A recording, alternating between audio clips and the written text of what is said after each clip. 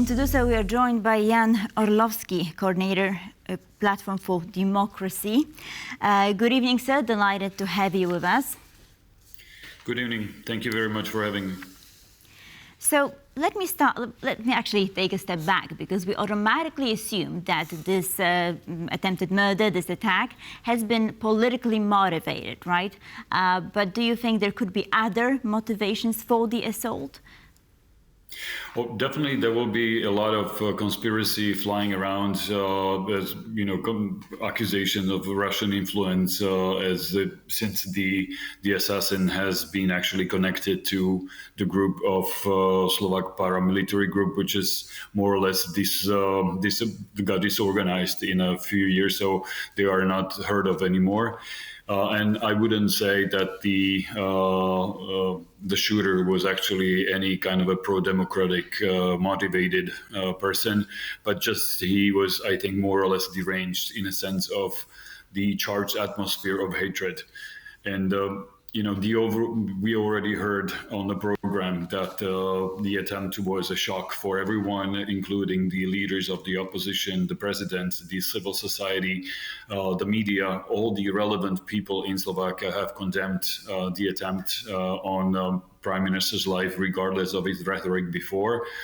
And actually, the leader of the opposition offered like a friendly hand to the coalition leaders in the parliament, saying, let's put together a joint statement of condemnation of violence. Unfortunately, that hand was refused, and we heard from the coalition leaders again, accusation of this is the blood on the hands of the opposition, which definitely will not help to calm down the situation. So at this point, from the political statements of the president, we can say that this has been a shock. And as she said, it was not the attempt on only the Prime Minister's life, but it was the attempt on the assassination of Slovak democracy. Right. Now, these conspiracy theories you just mentioned will obviously pop up because people need some sort of explanation, because as we heard, such things don't happen, simply don't happen in Slovakia.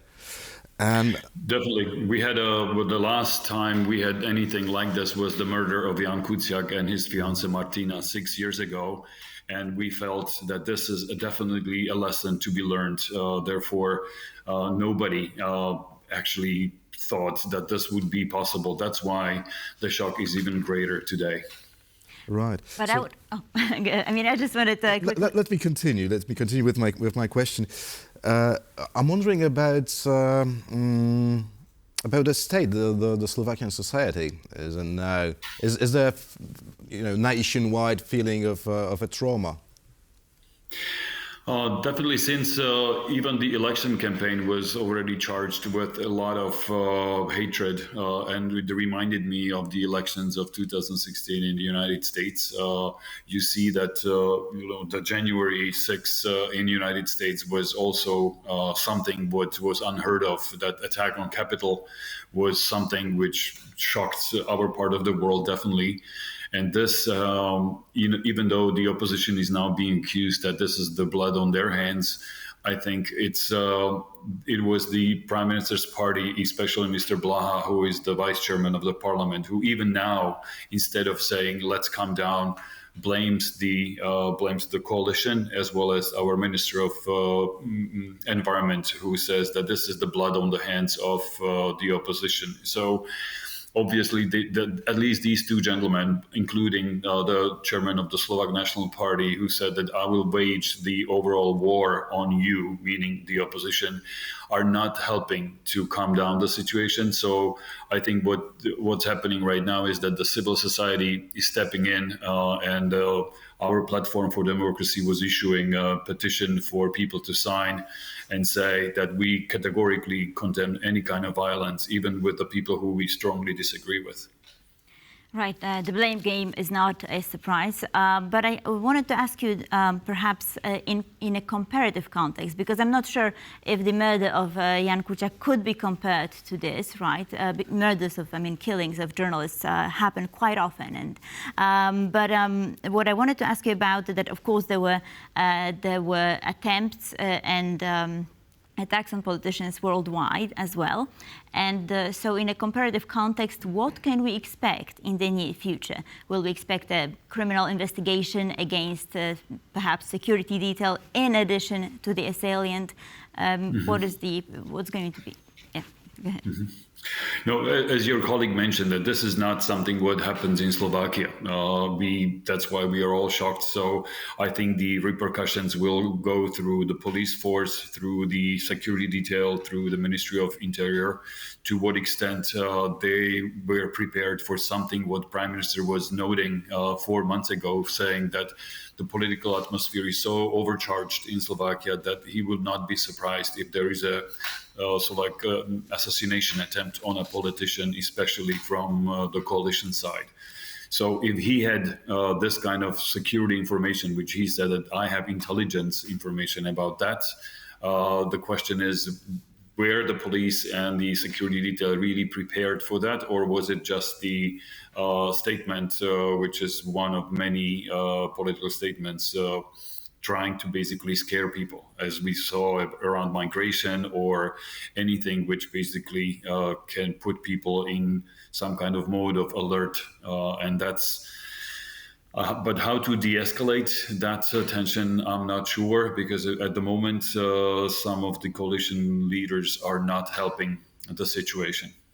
Sally, now I'd like to follow up on your question, actually, because you mentioned, Sally, you mentioned this attack on Capitol in the US, and now we have the assassination attempt. So politics, democracy, worldwide is getting more and more brutal, right? So what's wrong with the humankind? Are we just fed up with the old ways and we need blood? Yeah. That would be great to know what is behind that. I feel that after COVID, that basically that pandemic influenced our minds and souls more than it influenced our lungs and our healthcare. Our health system.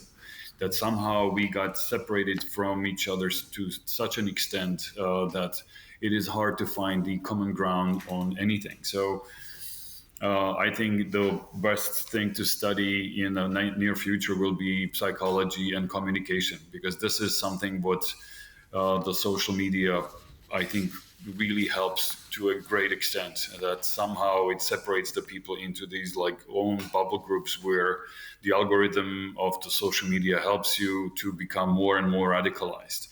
This particular gentleman is the shooter is 71-year-old who actually about 8 years ago was badly beaten as a security guard in a local shopping mall by unruly customer who was throwing frozen chickens around, and the guy got basically, as a security guard, he approached him and the guy just beaten him up. So I think there were many things in his life which made his way of living miserable, and he was not someone who we would agree with. He was absolutely against Roma. He was very much against migration and migrants as such, as potential threats to Slovakia. He was running a literary club in his own little city, and you wouldn't call him a liberal whatsoever. That's why I wouldn't say that this is something what the opposition was instigating. It's just I think, overall atmosphere in every country. I think you saw, very strong protests in your own country just few years back, I would say, where people were angry. We see now the unrest in Hungary. We see people in Georgia protesting. The current government in Slovakia basically refused to talk to civil society in a way which was normal just few months ago. There is similar law introduced in Slovakia, like we see in Georgia, which would, mark the civil organizations who are receiving money from abroad as organizations with foreign support or foreign agents, and that would be just the least thing of it. What I find outrageous is that based on the fact that someone is sending you money, and it could be basically old house, the senior house, which receives the money from people who work abroad and support their parents in the senior house, that organization, if it's not putting the mark, I am organization is foreign support, can be just basically dismantled by the Ministry of Interior. So few of the grant schemes in Slovakia were cancelled with no reason other than, we will look at it in a different way. So I think the dialogue between the government and civil society has changed dramatically. Right. So similarly in Georgia, right, people are protesting against this foreign agents. As just heard, that democracy doesn't crumble worldwide, because it very much seems so lately. Jan Orlovsky. Yeah, unfortunately, we will see what will come in the upcoming days. I think there will be no speculation about who shot it, who was shooting. But as the president called for calm and waiting, so like basically a situation of, she called for self-reflection, and also society should reflect on where have we gone to. So this is, I would say, primarily the role of civil society and political leaders to show a good example of saying, okay, let's reach out towards each other regardless of our opinions and make the best out of it. Jan Orlovsky, thank you, sir, for being with us this afternoon. You're welcome. Thank you very much.